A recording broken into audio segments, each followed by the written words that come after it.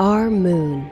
It seems so close in the night sky, but getting there is really hard.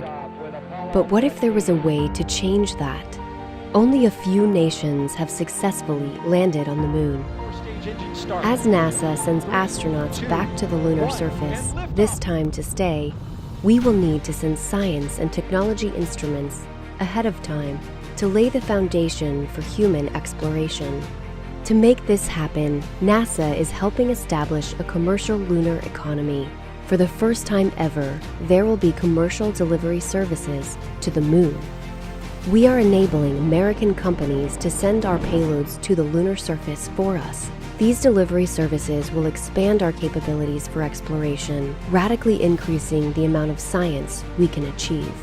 This high-risk, high-reward initiative will invest in and leverage the entrepreneurial spirit of American innovation to launch a commercial lunar marketplace, advancing technology and exploration for all of us.